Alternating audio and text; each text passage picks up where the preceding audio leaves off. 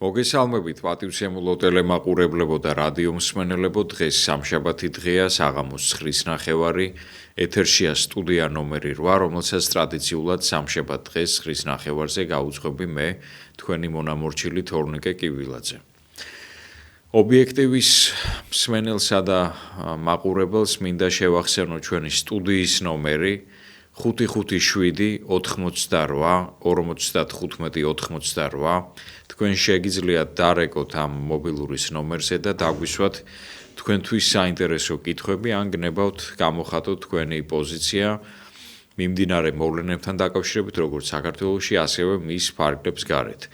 საკმაოდ ისეთი რთული კვირა გამოდგა სრულიად ქართული პოლიტიკური სპექტრისთვის, ვიცით რომ დააკავეს ყოფილი პრემიერ-მინისტრი ირაკლი ღარიბაშვილი, აგრეთვე ყოფილი გენერალური პროკურორი ოთარ ფარცხალაძე, სუსის უფროსი, სუსის ხელმძღვანელი ბატონი გრიგოლი ლუაშვილი და მათთან დაკავშირებული კიდევ 8 პირი ჩატარდა მათ სახლებში ჩხრეკა, ამოღებული იქნა დიდძალი ფულადი რესურსი და ასევე ოქროულობა, ძვირფასეულობა და ეს საკმაოდ მძიმე მოვლენა გახლდათ ქართული პოლიტიკური გარემოსთვის, გამომდინარე იქიდან რომ როდესაც ქვეყნის მაღალ თანამდებობაზე მყოფი პირები აი ასეთ სკანდალში ეხვევიან, ბუნებრივია რომ დგება საერთოდ საკითხი არსებობს თუ არა ქვეყანაში ელიტური კორუფცია და ვაი რომ არსებობს.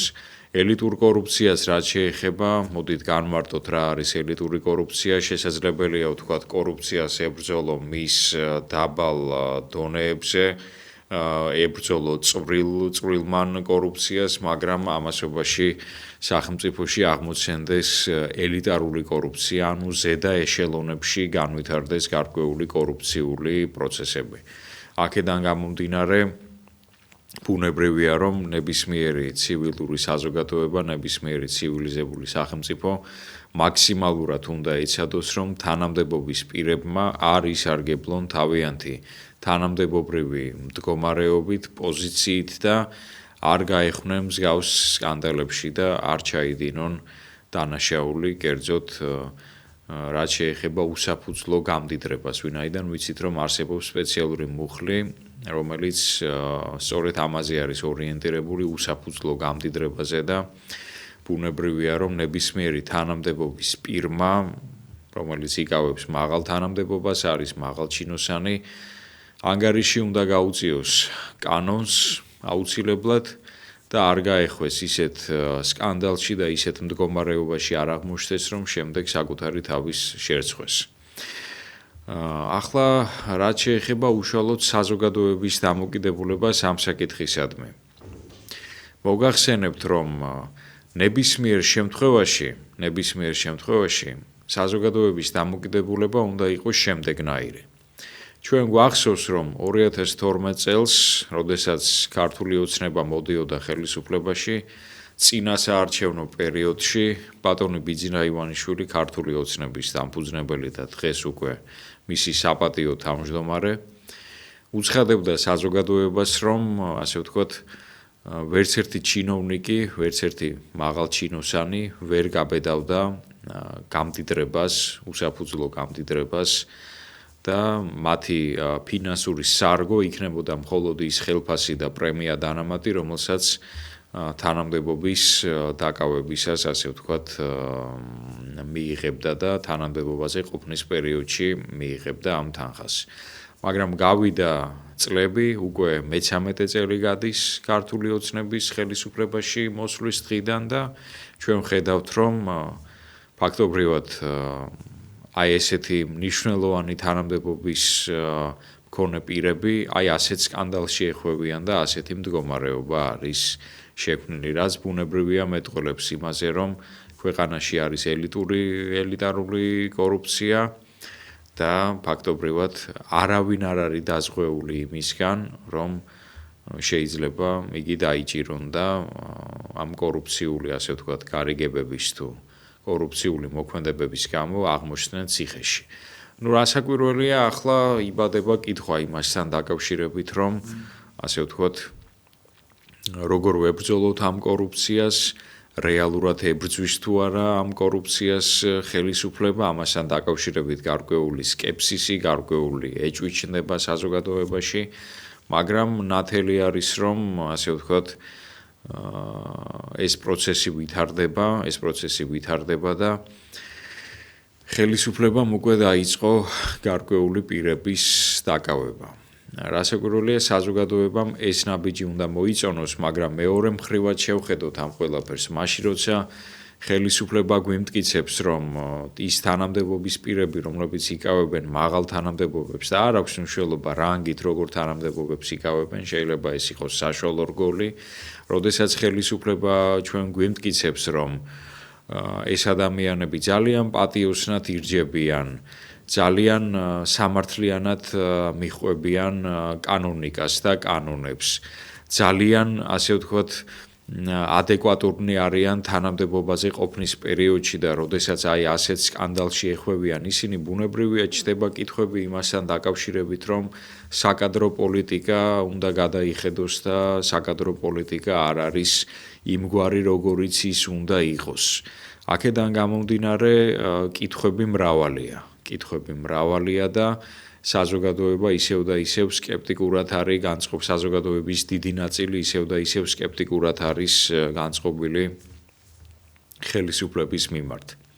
მე შეგახსენებთ ჩვენი სტუდიის ნომერს, ეს გახლავთ 557 88 55 88. თქვენ შეგიძლიათ დაგვირეკოთ, გამოთქვათ თქვენი მოსაზრება არსებულ ვითარებასთან დაკავშირებით და აგრეთვე დაგვისვათ თქვენთვის საინტერესო კითხვები. ბუნებრივია, კორუფცია ყველა ქვეყანაშია, როგორი განვითარებულიც არ უნდა იყოს ის, არავინ არ არის დაზღვეული იმისგან, რომ კორუფციულ სკანდალში შეიძლება გაეხვეს თანამდებობის პირი, მაგრამ გააჩნია იმ მასშტაბსაც თუ როგორი მასშტაბისაა ეს კორუფცია.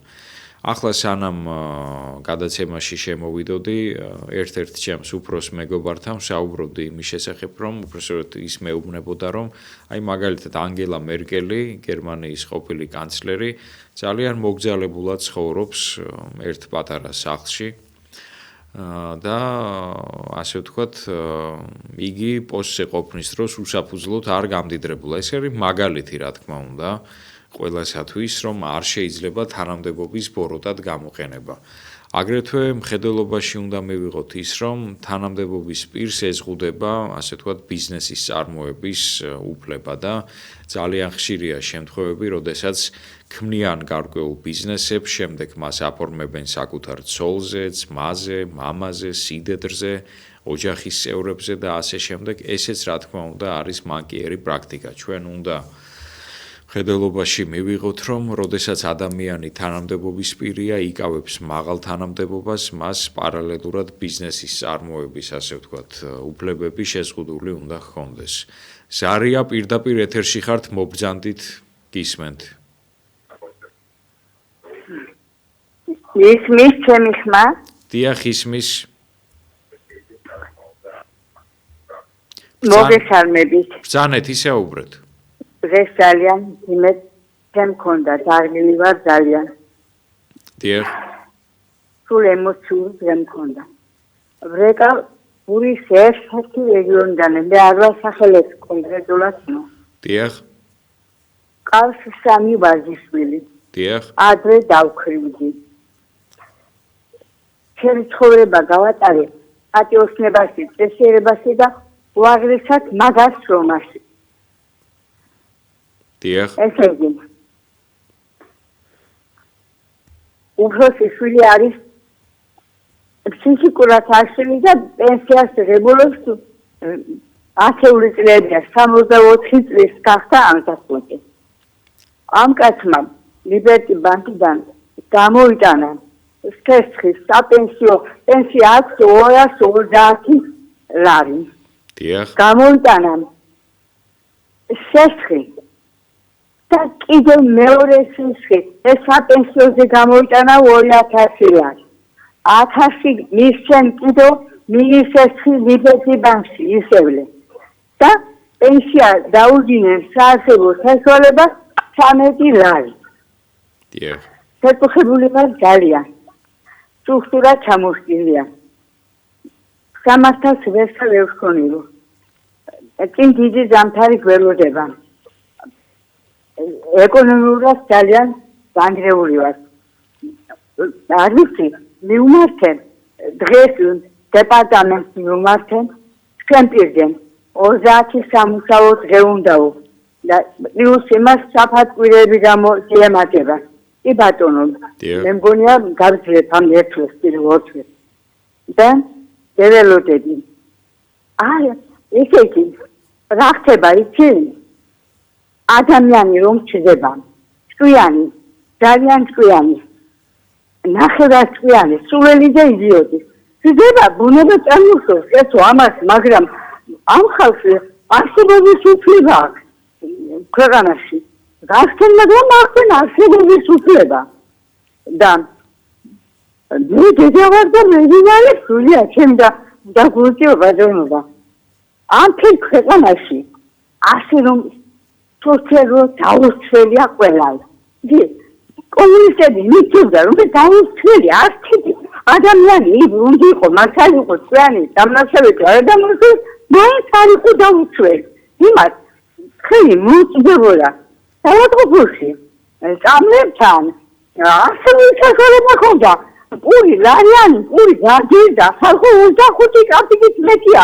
შავი პური ლარი რომ იყო პატარა პური ლარი 25-ია. ხოდა გაუსაძლის პირობებში ვარ. ესე იგი მე არ ვიცი სველა საიდან. მხოლოდ შელა რაშია იცი? პატარა გონიულად განვითარდეთ ქართველი ხალხი. ვიაზრუნოთ, გავერთიანდეთ, არა მეტი ჩვენი საშველი. და ამ გამერთიანების იდეას მივსეთ, მეტი დამაჯერებლობა ხალხო და მეტი ყურადღება ჯურჩმოთ ამ საქმეს ჩვენ. მაგრამ ხომ ხედავ, ვერც არჩევნების ზითი ვიმარჯვეთ.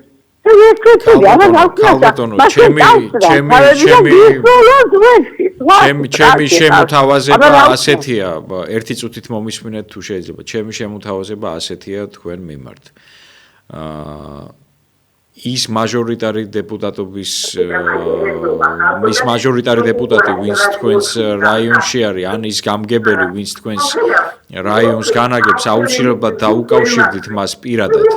იმ შემთხვევაში თუ კი მისგან არ იქნება გამოხმაურება, აუცილებლად დაგვიკავშირდით ჩვენ და ჩვენ მაქსიმალურად შევეცდებით, რომ ეს ადამიანი, ვისაც ჩაბარებული აქვს თქვენი რაიონის, თქვენი სოფლის თუ ქალაქის მმართველობა, აუცილებლად ვუთხრათ მას, რომ თქვენთვის დახმარების გაწევა არის ძალიან მნიშვნელოვანი. ამიტომ თქვენ პირველ ეტაპზე დაუკავშირდით ამ ადამიანს, თუ არ იქნება არანაირი რეაქცია, ამ შემთხვევაში დაგვიკავშირდით კვლავ ჩვენ და ჩვენ ყველანაირად ვეცდებით, რომ თქვენს ოჯახს დავეხმაროთ. დიდი მადლობა ზარისთვის.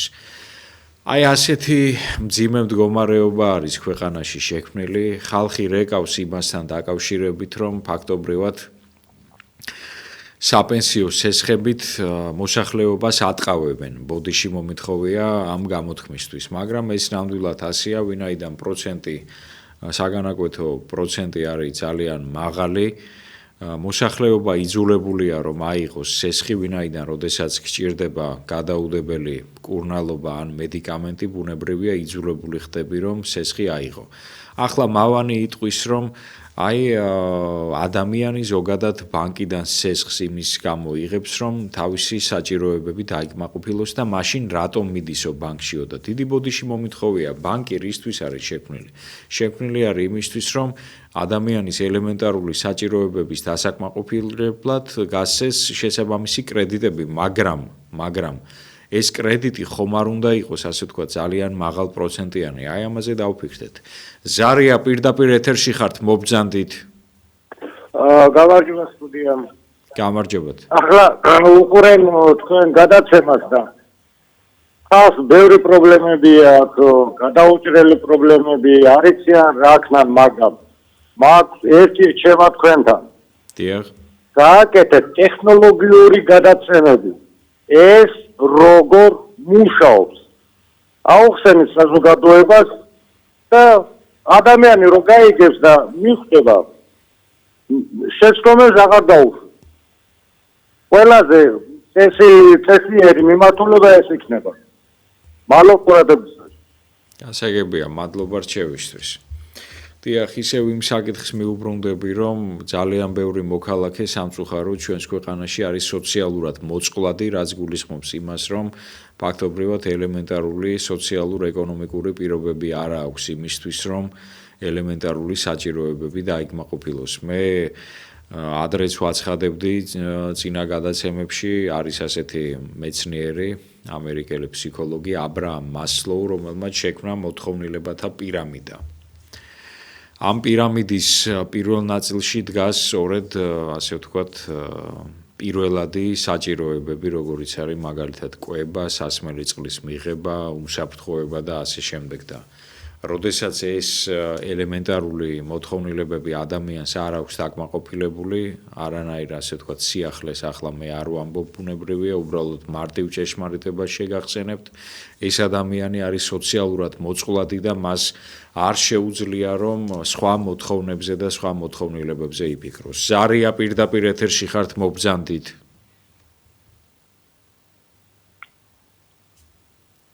ისაუბრეთ. გაითიშა როგორც ჩანს. დიახ. და ბუნებრივია მას უკვე აღარ აქვს ასე ვთქვათ იმის შესაძლებლობა რომ იფიქროს სხვა მოთხოვნებზე, სხვა მოთხოვნილებებზე, იფიქროს ესთეტიკურ სიამოვნებაზე, იფიქროს ტრანსცენდენტულ ასე ვთქვათ სულიერად უფრო ამაღლებულ მოთხოვნილებების დაკმაყოფილებაზე და აი ზარია პირდაპირ ეთერში ხართ მოგესალმებით. მოგესალმებით. პენსიები ახლა დაცინვა რა 60 შემდეგ 45-დან შეუმატებენ. რა იყო 5 ლარი.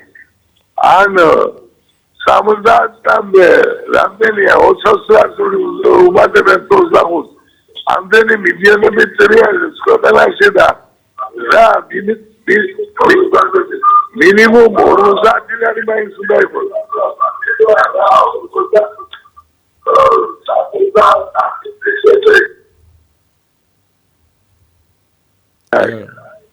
დიახ, განაგზეთ.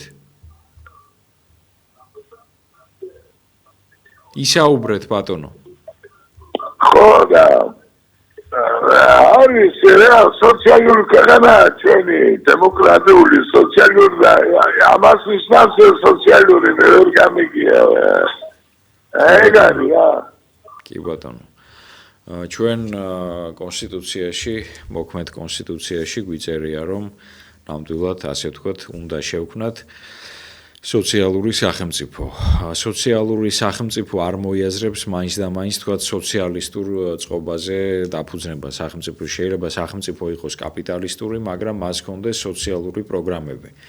ახლა მაგალითად დღეს უყურებდი გადაცემას, რომელიც მიხავდა ბატონ ილია ჩაჩიბაიას, შემს კოლეგას ამ არხზე ობიექტივზე და მას დაურეკა ერთ-ერთმა ქალბატონმა, ერთ-ერთმა მსმენელმა და უთხრა რომ სახელმწიფო აუცილებლად უნდა იყოს სოციალისტური. სოციალისტური უნდა იყოს სახელმწიფო თუ კაპიტალისტური თუ რაღაცა ზომიერი მოდელი უნდა არსებობდეს სახელმწიფოში, ეს ეკონომისტებმა უნდა გადაწყვეტოს. განვაგზობ ამაზე საუბარს მოგვიანებით. ზარია პირდაპირ ეთერში ხართ მობრძანდით.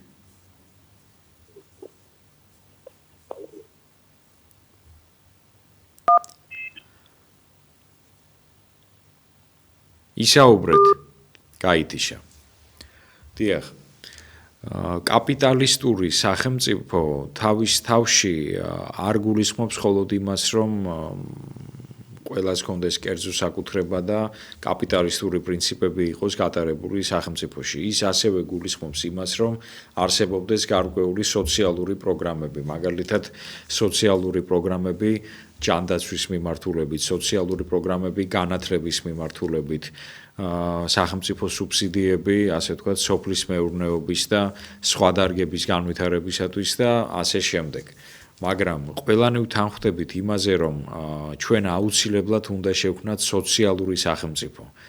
ახლა პირადად მე მაინც მემარჯვენე ცენტრისტი ვარ და კერძო საკუთრების ფენომენს რა თქმა უნდა პატივს ვცემ, მაგრამ ამავდროულად როგორც მოგახსენეთ, მე აუცილებლად მიმაჩნია, რომ სოციალიზმის ელემენტები ჯანსაღი სოციალისტური პრინციპები აუცილებლად უნდა იყოს დანერგილი ქვეყანაში, ვინაიდან თუ ჩვენ გვინდა ელემენტარული სოციალური თანასწორობის უზრუნველყოფა, თანასწორ უფლებიანობისა და სამართლიანობის ეს აუცილებელია.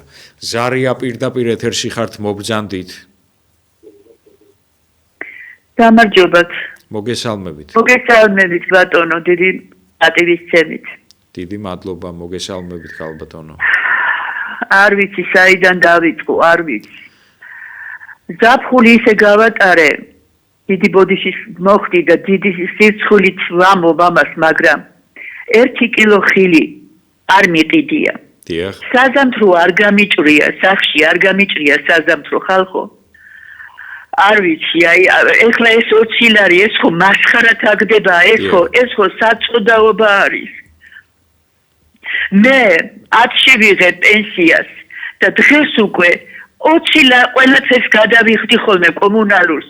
აუცილებელს ვიყიდი, წამლებს ვიყიდი და ამ წუთში ჩემს პორტმოში 20 ლარია. დიახ. მე 10 ნოემბრამდე რა გავაკეთო? სირცხვილი არ არის. მეუღლე დაღუპული მყავს. შვილები ღმერთმა კარგად მიმყოფოს, მაგრამ იმათ თავიანთი თავი უჭირთ. არ ვიცი, ძალიან ვიბნევი. ქალბატონო, თქვენ სად ცხოვრობთ? ვარკეთილში ვცხოვრობ. დიახ, თბილისში. დიახ. 67 წლის ვარ.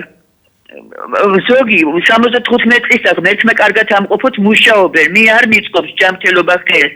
ხერხემლის ძალიან ცუდი პრობლემა მაქვს ხერხემალი მაწუხებს. და აი ამ 370 ლარით როგორ უნდა ვიცხოვრო ზამთარი მოდის.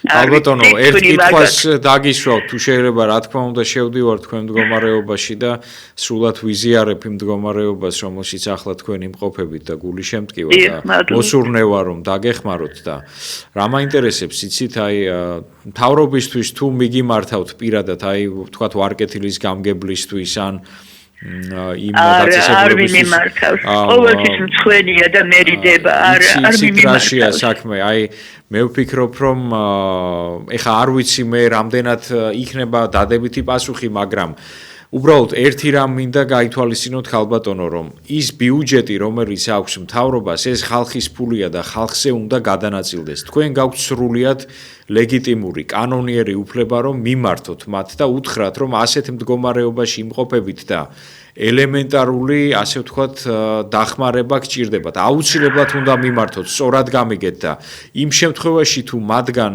პასუხი იქნება ნეგატიური უარყოფითი ამ შემთხვევაში ჩვენ დაგვიკავშირდით და უკვე ჩვენ ჩავერთვებით საქმეში იმიტომ რომ როდესაც ადამიანს აქვს შემოსავლად მხოლოდ პენსია და არის სოციალურად მოწყვლადი და არ იცის როგორ უნდა გამოიკვებოს როგორ უნდა შეიძინოს მედიკამენტი სწორად გამიგეთ ვალდებულია ის გამგებელი იქნება თუ ის მაჟორიტარი რომელიც ხა მაჟორიტარები აღარ არიან უკვე მაგრამ გამგეობა ვალდებულია რომ ასეთ ადამიანს აუცილებლად დაუდგეს გვერდში მე შეიძლება ბევრმა ადამიანმა მითხრას რომ აი ქვეყანაში არის სერიოზული გაჭირვება და დარჩით ხაზზე ხალბატონო ქვეყანაში არის სერიოზული გაჭირვება და ძალიან ბევრ ადამიანს უჭირს და აი რომელ ერთს უნდა დაეხმაროს იცით რაშია საქმე ხალბატონო აი დღევანდელ მონაცემს გეტყვით 527 მილიონი ლარი პრემიის სახით იქნა გაცემული სახელმწიფო სამსახურებში და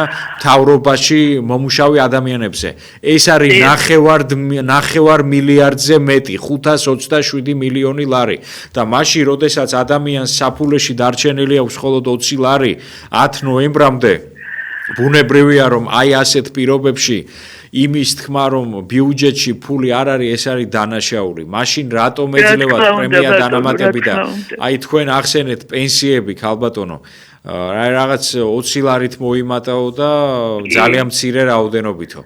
მაშინ, როდესაც პარლამენტარების ხელფასები 10,000-ობით ლარია და მაშინ, როცა მაღალ ჩინოსნების ხელფასები ამ ხელათანხებით იზრდება და აი ესეთი კორუფცია არის, ვთქვათ, ხელისუფლებაში და პრემიერ-მინისტრებს და გენერალურ პროკურორებს და რა ვიცი, სუსის უფროსებს იჭერენ. ბუნებრივია რომ ჩვენ გვაქვს სრული ლეგიტიმური და სრული კანონიერი უფლება იმისა რომ მოვითხოვოთ ბიუჯეტის სწორად განკარგვა და კუთვნილი თანხის მიღება. ამიტომ მე მაქსიმალურად გულშემატკივრობ და გთავაზობთ ასეთ რაღაცას ქალბატონო. მიმართეთ აუცილებლად გამგეობას, თუ მათი მხრიდან პასუხი იქნება უარყოფითი, აუცილებლად შეგვატყობინეთ და ჩვენ ვიფიქრებთ რა შეიძლება გაკეთდეს. დიდი მადლობა. კარგი, უღრმესი მადლობა და ბოდიშით. არანაირი ბოდიში რას ბრძანებთ ქალბატონო, ეს თქვენი გასაჭირია და თითოეული მოქალაქის გასაჭირი ჩვენ გულთან ახლოს უნდა მივიტანოთ. ეს არის ჩვენი ამოცანა. ხალხი, რომლებიც პრეტენზიას ვაცხადებთ იმაზე, რომ უნდა ვიყოთ პოლიტიკაში, ჯერ პირველ რიგში უნდა ვაცნობიერებდეთ რას? უნდა ვაცნობიერებდეთ იმას, რომ არ შეიძლება ღარიბ სამთავროს, ღარიბ ქვეყანას ყავდეს მდიდარი მართველი. ეს არის გამორიცხული ამბავი, გამომდინარე იქიდან, რომ მე გავაგზავნებ ამაზე საუბარს. ზარია პირდაპირ ეთერში ხართ მობრძანდით. საღამოშვიდობის ათორნიკე გენაცვალე. მოგესალმებით. ახლა ჩემ წინა გამომცემლს უსმენდი. დიახ. სირცხილი ჩვენ მთავრობას რომ სათავეში მოდიან ნებისმიერ მთავრობაზე ვლაპარაკობ დღევანდელი მთავრობის ჩათვლი და ხალხის სახელით მოდიან. მე ხარდები ვერ ძღებიან და მეშოკებით მიაქვთ ფულის საქმე და მე ამბობენ რომ აბა რა ვქნათო პენსია როგორ გავზადოთო, სოციალური როგორ გავზადოთო, ინფლაცია იქნებაო. ინფლაცია არ იქნება რომ ღარიბი ქვეყანა თუ აქვს და რომ დიდრები ხარ და ვეღარ ძღებით რა წაიღოთ თქვენ სახლებში თუ სხვადასხვა ქვეყნებში რა მოიხვეჭოთ, რა იყიდოთ, რა შენობები, რა ცხოვრება იშოვოთ და ვეღარ ძღებით. არ აქვს თქვენიათ მთავრობას მიმართა. ღვთისა მაინც არ გეშინიათ. ან ჩვენ გადავაშალეთ პენსიონერებმა რომ 70-მდე დავყავით ეს 70-ის მაღლა ეს იმის მაღლა ეს თქვენს გაგყოფთ უფალი არ გეშინიათ როცა მაგიზე დაგიდგებათ. ჯერ გამოდიან და ლაპარაკობენ რომ ჩვენაო ამდენი მილიარდის წინსვლა გაქვს იანვარ-თებერვალშიო. თუ ამდენი მილიარდების წინსვლა გაქვს, მისთვის გაქვს თქვენი თავებისთვის, ამდენი მილიარდით რო იზრდება ბიუჯეტი, ჩვენ მოსახლეობას, პენსიონერებს, სოციალურად დაუცველებს ატო არ გვეწყობა და მარტო თქვენ ჯიბერს ატო ეტყობათ. არ აქვს თქვენი აკარგო ხალხის თავრობას მიმართა.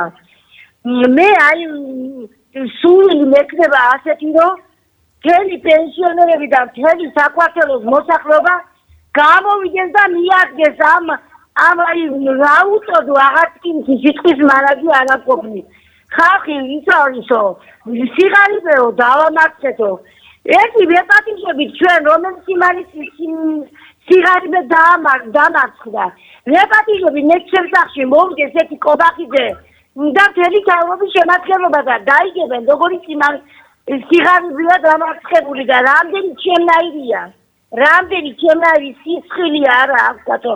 ხალხს გონდა მოაბეზრონ თავები რომ ყველა გამოდის და ლაპარაკობს ასეთ რამეს. სისხლი არა გაქვს პენსიონერს როგორ არ დაქონდეს ღირსეული პენსია.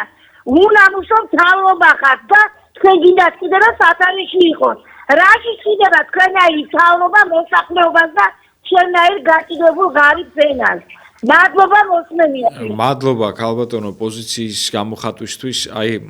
რა არის იცით მე სანამ ჩემს აზრს გავაგზავნებდე. დღევანდელი გადაცემა არის ერთგვარი ლაკმუსის ქაღალდი. რა კუთხით ვამბობ ამას? ერთგვარი მაგალითი მარტივ ენაზე რომ ვთქვათ. ადამიანები არავის დავალებით თვითონ დამოუკიდებლად თავისუფლად ჩვენ ხო ეს ძალიან კარგად ვიცით რეკავენ გადაცემაში და გვეუბნებიან რა მდგომარეობაში არიან ისინი. ნუ თუ ეს არ უნდა იყოს გამსაზღვრელი იმისა რომ ქვეყანაში არის ძალიან დიდი უმუშევრობა, ძალიან დიდი სოციალური გაჭირვება, ძალიან სერიოზული ფინანსური და მატერიალური პრობლემები და ამ დროს ხელისუფალი და მათი მთავარი გურუ კი არ უნდა გამოდიოდეს და კი არ უნდა გვეუბნებოდეს რომ ბანკირი დაიქირავეთ რომ ელემენტარული ფინანსური პრობლემები მოგიგვარდეთო. მთავრობის ამოცანა ის არის, რომ უნდა შექმნას ისეთი გარემო, რომ შრომელ ადამიანს მისცეს იმის შესაძლებლობა, რომ ნორმალურად იშრომოს, ხოლო იმ ადამიანს, რომელსაც შრომის უნარი წართმეული აქვს, ან დაქვეითებული აქვს გარკვეული ფიზიკური მოცემულობის თუ ტრაგედიის გამო, ასეთ ადამიანს პირდაპირ წესით უნდა დაეხმაროს. აი ეს უნდა იყოს ჩვენი ამოცანა. ზარია პირდაპირ ეთერში ხართ, მობრძანდით. გამარჯობათ. მოგესალმებით. ერთი ცოტა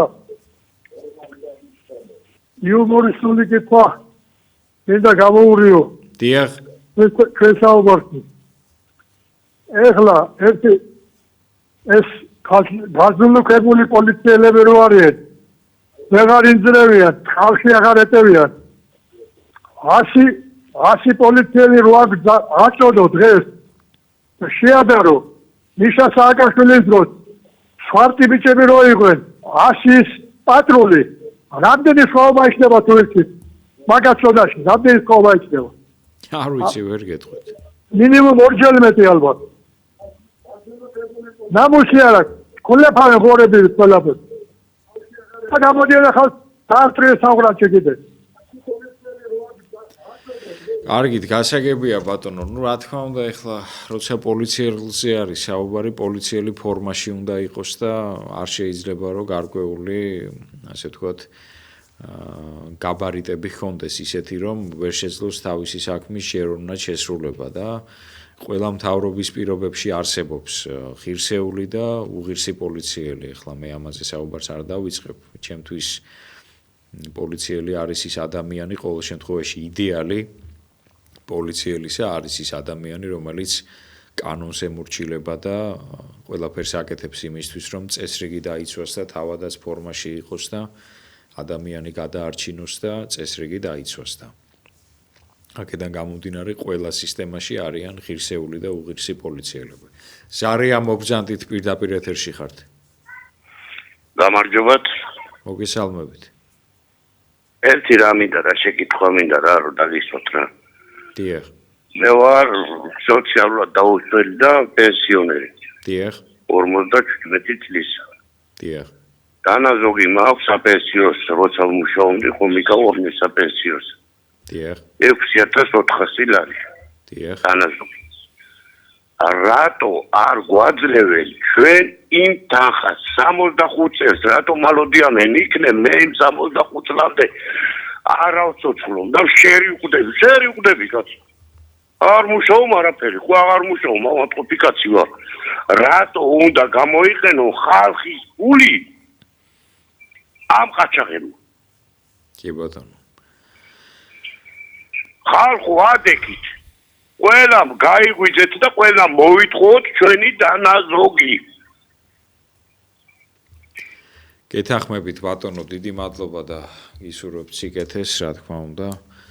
აი ეს არის ის ხარვეზები და ის მანკიერი მხარეები იმ სისტემისა, რომელიც არსებობს, როცა ადამიანი ვერ ახერხებს თავისი დანაზოგის საჭიროებისამებრ გამოყენებას და ეს ბუნებრივი არის იმ სისტემის უარყოფითი ბნელი მხარე, რომელიც არის შექმნილი ქვეყანაში და მე ვსაუბრობდი აბრაამ მასლოუს მოთხოვნილებათა პირამიდაზე და კიდევ ერთხელ გეტყვით, რომ ხელისუფლება ვალდებულია რომ შექმნას ისეთი გარემო, სადაც თანამდებობის პირები ფულს არ მოიპარავენ, ან კანონიერი გზით არ გაიპრავებენ, ასე ვთქვათ, პრემია დანამატების მიღებას და ესეთ გაჭირვებულ ადამიანებს დაეხმარებიან.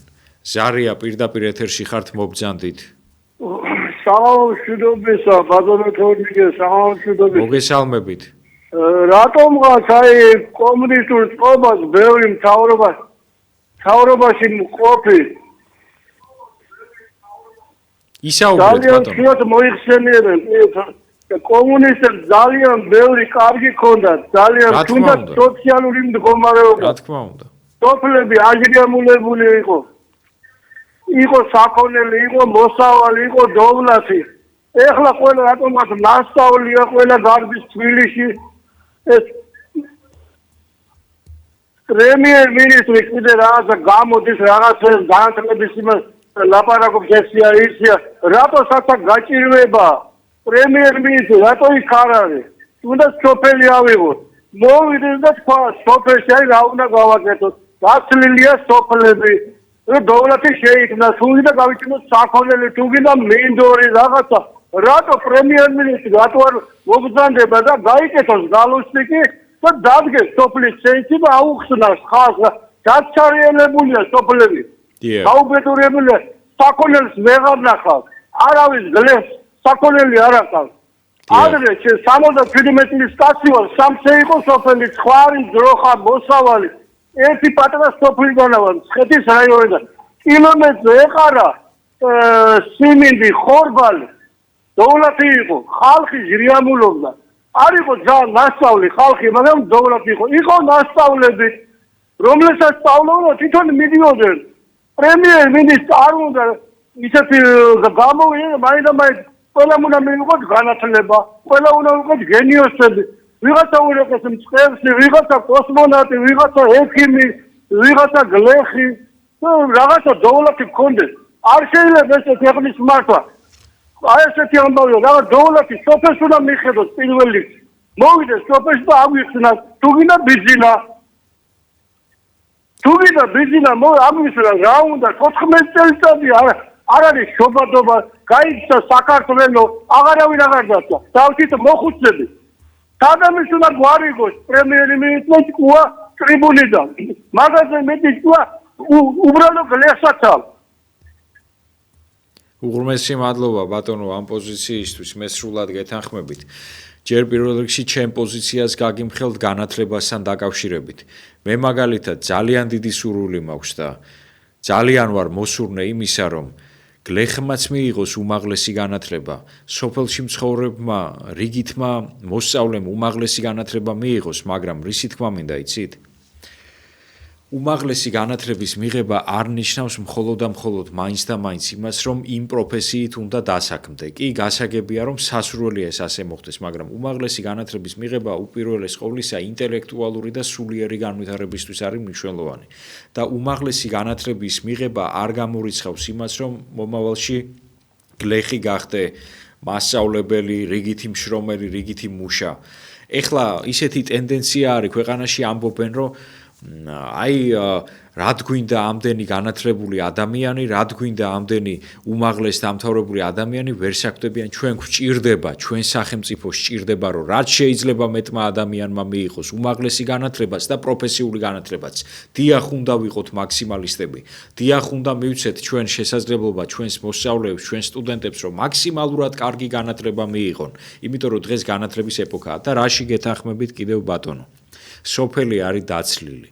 სოფლის მეურნეობა არის განადგურებული ფაქტობრივად და ეს ხდებოდა ბოლო 3 წლეულზე მეტი ხნის განმავლობაში და რატომ? სოფელში მცხოვრები ადამიანი არის თავისუფალი. მას შეუძლია თვითონ მოიყვანოს მოსავალი, ყავდეს პირუტყვი, საქონელი, რომელიც მას ელემენტარულ, ასე ვთქვათ, მატერიალურ პირობებს დაუკმაყოფილებს და ეს არ აწყობთ. არ აწყობთ ამ ადამიანებს, არ აწყობთ მთავრობებს, იცვლება მთავრობები, იცვლება ხელისუფლებები, მაგრამ რეალურად არ იცვლება მათი მთავარი ბუნება. მათ არ აწყობთ დაპურებული, დაცული ადამიანი.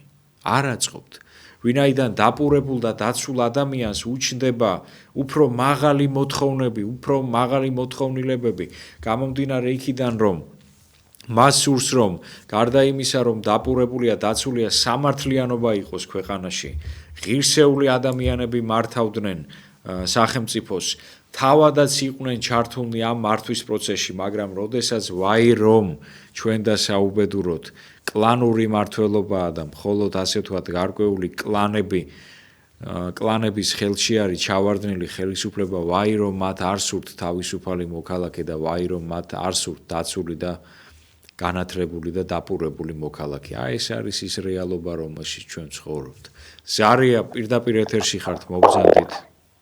ბატონო, გამარჯობა. გამარჯობათ. ეხლა აი კეთილდებით, აი სინდისავრა თავი, ვერანაირად ის მოახერხება ამერიკა. დიახ. და რატომ ისე ამას ისეთ აბსოლუტურად ინჟინერია საერთოდ აპურებელი. აი მოკლა უბრალოდ აი მე მაყურებლებს მეუბნები რომ მოდიმა თავიდან ბოლომდე 70-იან წლებიდან და მე ყველა ომი მას 2008 წლის 75 წლის ყველაფერი აბსოლუტურად გავლენილი არაფერი არ დამეკალე უბრალოდ გულმტკივა გამშობ ნიშები აი მაპატიეს რა თავს ვიკავებ შეიძლება აბსოლუტურად გამომწოდოს საკამაოდ კორექტული და გოგინობიანი ადამიანია ამ შობლოს მეკიდეს და ამაზე არუცე ოდანა საფეთქელი აი ახლა არეკა ვიღაცამ დამოწრო ესია დამ თვითონ მოიმატეს მე რატომად მიმატეს მოგიმატეს ესია 1500-2000 ლარს დაგიხდი სამშობლოს გადიშიტის და იმ მომატებულ ესიაზე დაწოვეს ისხახარ ეხლა შეკითხვა დაუორნიკეს და უბრალოდ აი ეს ამ თემაზე როგორ დაეშ ხალხო სამშობლოს არაფერს არ წარმოადგენს კუჩაზე დახვედი ქართველი თოთალე დაპიანი ახალციხელი ერისმილები იორგი სასტაბის ერისმილები კუჩაზე დახვედი თქვენი ადამიანებო რა აი როგორ ავსვარო ქართველობა უკვე თქვენია თქვა რა კარგით ბატონო გასაგებია თქვენი პოზიცია მე სრულად ვიზიარებ რასაკვირველია თქვენ სულისკვეთებას ბოლომდე გეთანხმებით მაპატიეთ რომ ძალიან დიდ ბოდიშს მოგახსენებთ რომ გაწყვეტინება მომიწია აუცილებლად დაგვირეკეთ შემდეგ გადაცემებში გნებავთ პირადად შევხვდეთ ერთმანეთს და უფრო განვავრცოთ ეს საუბარი უბრალოდ ბევრი ზარი შემოდის და მე მაპატიეთ რომ დიდხანს ვერ მოგეცით ასე ვთქვათ საუბრის საშუალება მე მაპატიეთ მე გიხდით ბოდიშს თუმცა შეგახსენებთ რომ ყოველ სამშაბათს საღამოს 9:30-ზე ასე ვთქვათ ვარ ეთერში და შეგიძლიათ დამეკავშირდეთ. ზარია პირდაპირ ეთერში ხართ მობრძანდით. საღამო მშვიდობისა თორნიკე ილია ვარ ჩაჩიბაია. გამარჯობა ჩვენს რადიო მსმენელებს და ტელემაყურებლებსაც მივესალმები. სულ რამდენიმე წუთის წინ მივიღეთ ინფორმაცია რომ დაპატიმრებულია კახა მიქაია. გახსოვთ კახა მიქაია რომელიც წინა ხელისუფლებასთან ბრძოლის დროს აგრეთვე არაერთი რეპრესიების მსხვერპლი იყო და ამჯერადაც ის დაკავებულია ბრალად ედება ის რომ აქციაში მიიღო მონაწილეობა და ამის გამო სასამართლომ 14 დღით პატიმრობა მიუსაჯა.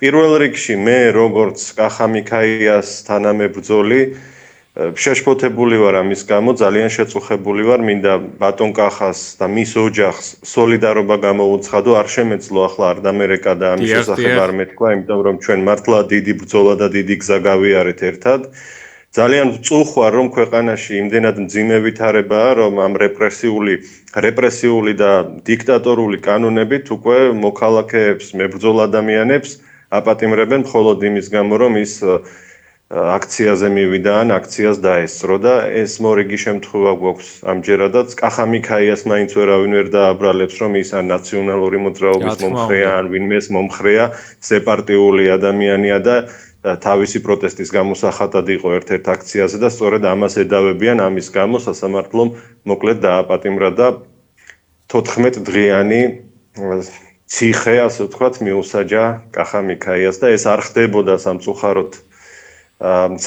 არა ეს არ ხდებოდა უბრალოდ სხვა ხელისუფლებების პერიოდში ასეთი მძიმე კანონმდებლობა არასდროს არ ყოფილა და აღმაშფოთებელია შემაწუხებელია რა გზითაც დღეს ქვეყანა მიდის ეს მინდოდა მეთქვა და მადლობა რომ დრო დამითმე უღრმესი მადლობა ილია ინფორმაციის მოწოდებისთვის ნამდვილად ძალიან სამწუხარო ინფორმაცია გამომდინარე იქიდან რომ ბატონი კახა ნამდვილად წლების განმავლობაში იბრძოდა სამართლიანობის დამკვიდრებისთვის მადლობას მოგახსენებთ ძვირფასო ტელემაყურებლებო და რადიო მსმენელებო ყურადღებისთვის, გადაცემაში აქტიური მონაწილეობისთვის, მადლობა ტექნიკურ ჯგუფს, უკეთესი ხვალინდელი მომავლის, ხვალინდელი დღის იმედით გემშვიდობებით. კარგად ბრძანდებოდეთ.